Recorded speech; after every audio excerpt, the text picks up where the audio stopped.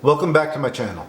Today we will be taking our home cured bacon and turning it into bacon jam on A Taste of Art.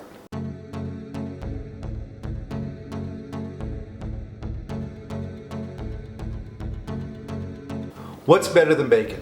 Not much, but have you ever tried bacon jam? Today we'll turn our home cured bacon into a sweet and salty condiment that will not disappoint. Have you not seen the home cured bacon video? I'll put a link to it here and in the description below. If you like today's video, please like, comment, and subscribe to my channel. Please don't forget to click on the bell so that you get reminders when I release new videos. There are many different recipes for bacon jam on the web. Today I'll make my version using what I think are the best parts of many different recipes. My bacon jam will include the ends of fresh cut bacon. If you don't have fresh homemade bacon, you can use store-bought bacon, but I suggest using something very thick like a Wright brand bacon or something like that. I'll also use a large yellow onion, fresh garlic, some brown sugar, a little bit of bourbon, and some balsamic vinegar. I'll leave the complete recipe in the description below. So we're going to start off by chopping up our bacon and chopping up our onion.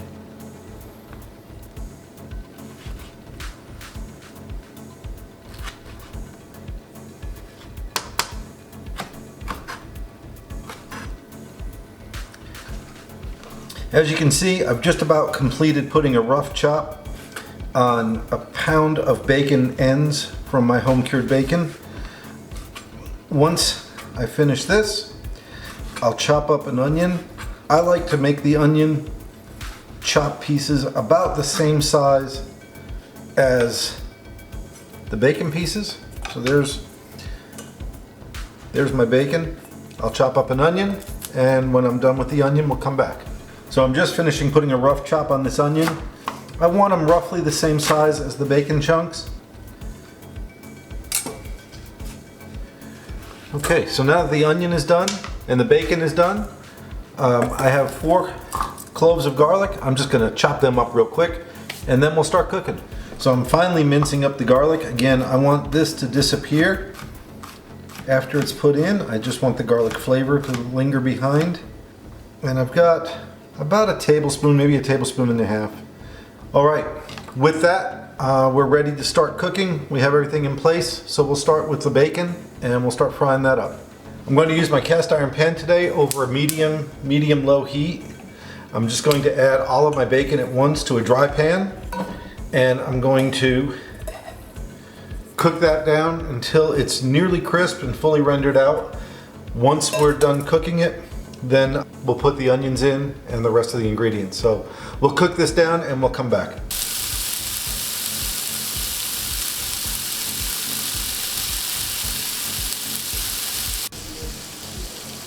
We're about halfway through now. As you can see, you may have noticed that my bacon chunks were a little big to begin with, so I've taken them out. I've put a rough chop on them and put them back in. We've got about another 10 minutes or so to go before this is ready for onions.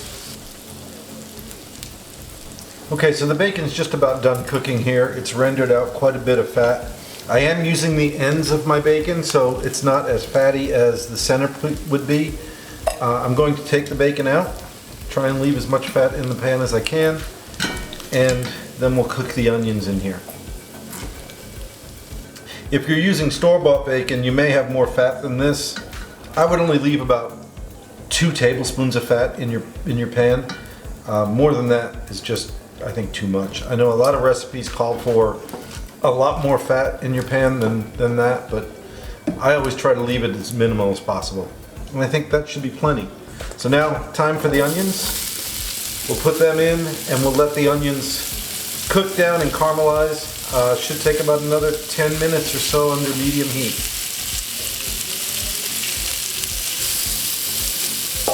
I'm going to add about a teaspoon of kosher salt in here just to help the onions cook a little faster. My bacon is a little bit salty on the salty side, so you don't need much more. Use your judgment on your salt. After a couple of moments, the onions picked up the fond off the bottom of the pan, so we'll keep cooking this until they're caramelized.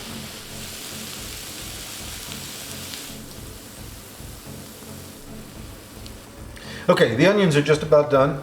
I'm going to take my garlic and put it in here, and I'm going to cook that together until the garlic becomes fragrant. It should just take a minute or so. Garlic, onions, and bacon. I don't know if there's anything better in the world. Next, I'm going to add a half a cup of light brown sugar, tightly packed.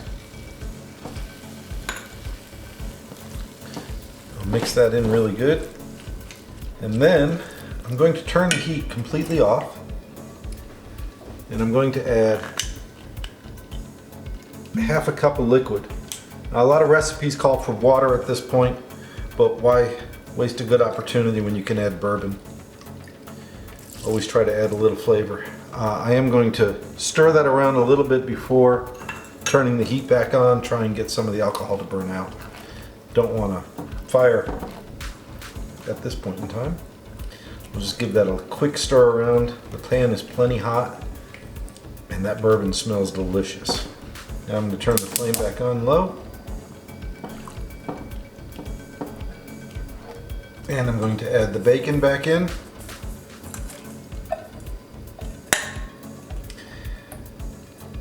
And at this point, if you wanted to add any other seasonings in here, you could. My bacon is pepper bacon, so I'm not going to add any pepper. I don't need any additional pepper in here. If you wanted to add some cayenne pepper, you could do that too if you wanted to make this a little bit spicy. If you wanted to add some chili powder, that would work too. You know, whatever you wanted, whatever you want. The sky's the limit here. So now, what I'm going to do is just cook this for about another 10 minutes until I get to a jam consistency. As you can see, when I pull back, it's filling in pretty quickly. So I want to get this to the point where when I pull back, it doesn't fill in. So we'll keep cooking here for a couple more minutes, and then we'll give it a taste. Okay, we're about 5 minutes in. You can see it's starting to bubble real nicely. I think I want it to go a little longer. It's still kind of filling in quick. Okay, we're very close to the end here. I want to add one more ingredient, and that is just about a tablespoon of balsamic vinegar. This will just punch up the sweetness and the acidity. Just mix that in and we'll be done. All right, I'm gonna let this cook for another 2 minutes or so to get rid of the raw vinegar taste.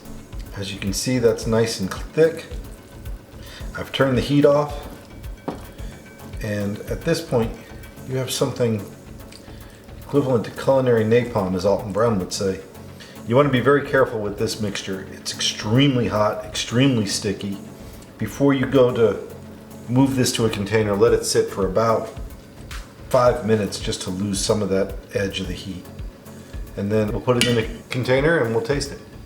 Okay, so it's time to put this into a container. I've just got 2 old jars. I'm going to scoop it up, put it in the jar. So what can you use bacon jam on? Bacon jam is good on toast, it's good on burgers, it's good on basically anything. You can put it on shoes, it'll be good. So I've moved the bacon jam into 2 containers, one for me, and I'll give one to the neighbors. I hope that you liked my bacon jam, and if you did, please like, comment, and subscribe, and hit the little bell so you're reminded when I release my next video, which should be later this week.